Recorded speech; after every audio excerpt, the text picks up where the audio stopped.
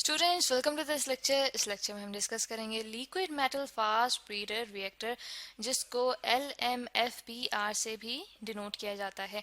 तो स्टूडेंट्स सबसे पहले हम देखते हैं कि इससे क्या मुराद है।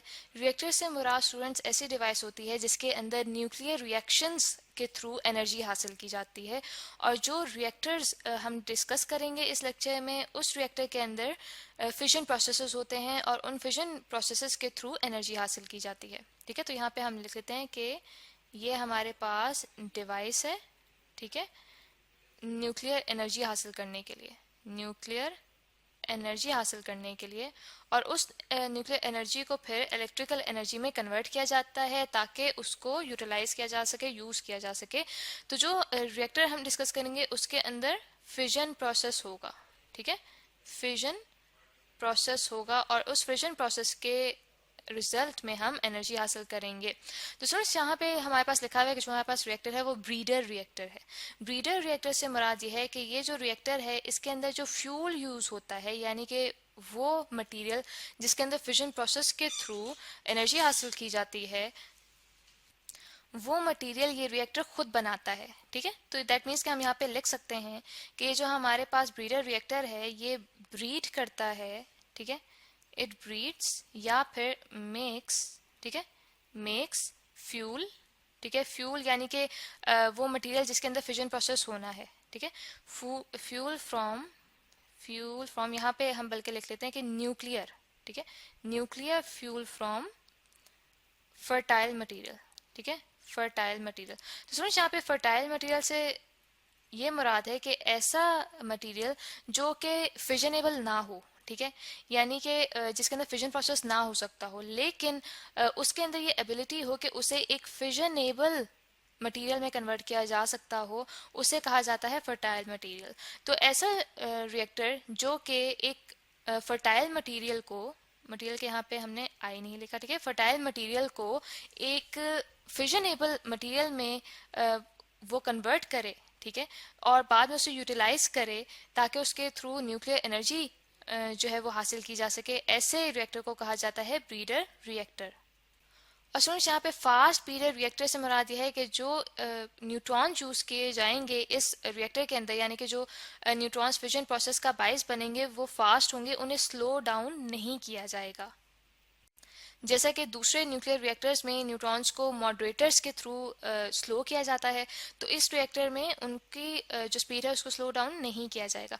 तो समझ यहाँ पे साथ ही हमारे पास ये भी लिखा हुआ है कि ये लिक्विड मेटल रिएक्टर है। तो लिक्विड मेटल से मुराद ये है कि जो हमारे पास कूलेंट यूज़ होता है वो नॉर्मली जो रिएक्टर्स होते हैं उनके अंदर वाटर यूज होता है, हैवी वाटर यूज किया जाता है वहाँ पे, लेकिन इन रिएक्टर्स के अंदर लिक्विड मेटल यूज किया जाएगा, और लिक्विड मेटल ज़्यादातर जो यूज किया जाता है वो होता है सोडियम, ठीक है, सोडियम को यूज किया जाता है।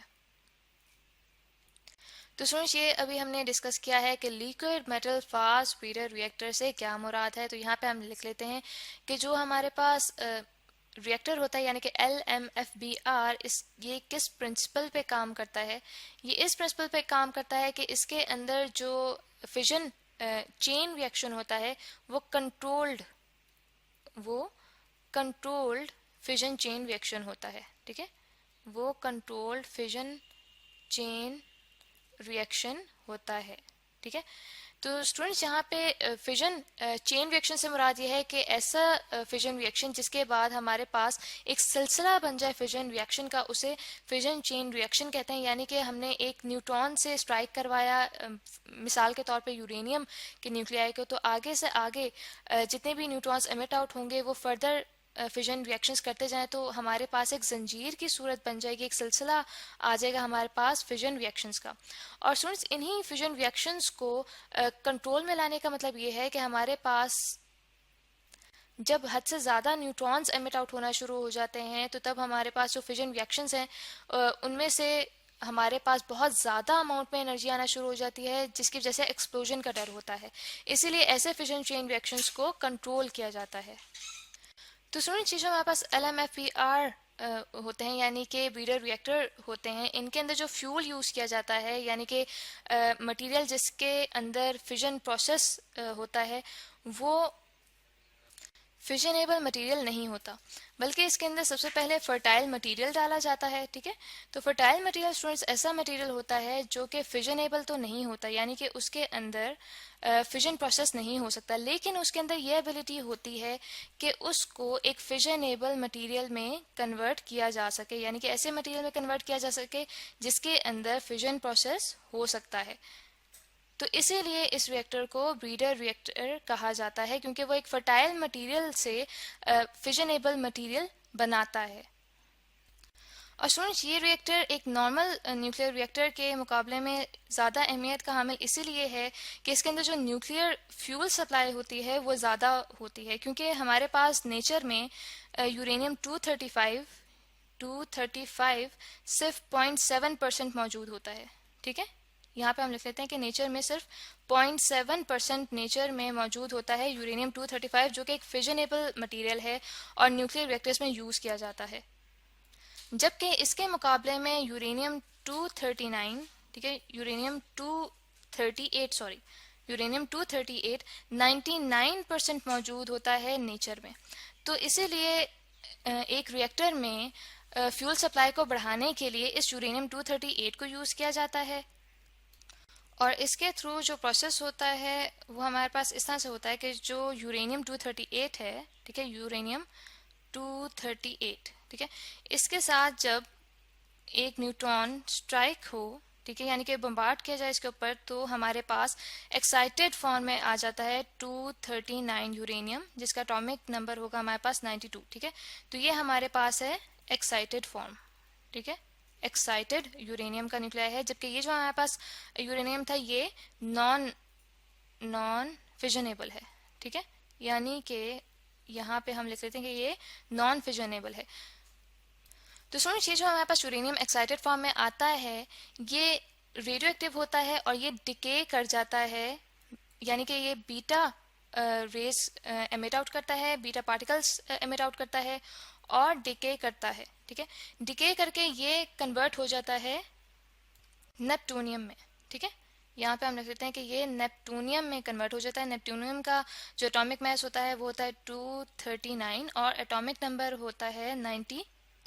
तो जो नेप्टूनियम है ये भी फर्दर डिके करता है और ये भी बीटा रेज एमिट आउट करता है। तो यहाँ पे हम लिख लेते हैं कि ये डिके करता है, और ये डिके किस में करता है, ये करता है प्लूटोनियम में।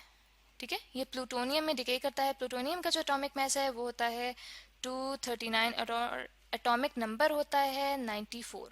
ठीक है, तो स्टूडेंट्स, ये जो हमारे पास प्लूटोनियम आता है ये एक फिजाइल न्यूक्लियस कहलाता है। ठीक है, ये कहलाता है फिजाइल न्यूक्लियस, क्योंकि ये एक फिजनेबल मटेरियल है। दैट मीन्स कि अब इसके थ्रू हम फिजन का प्रोसेस कर सकते हैं।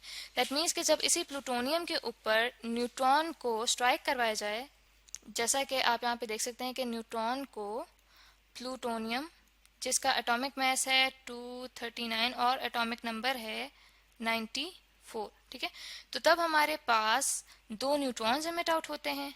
ठीक है, और साथ ही हमारे पास फ्रेगमेंट्स भी एमिट आउट होते हैं, जिनको मैं यहाँ पे x और y से शो कर देती हूँ, और साथ ही हमारे पास एनर्जी भी एमिट आउट होती है जो कि approximately 200 mega electron volts emit out होती है।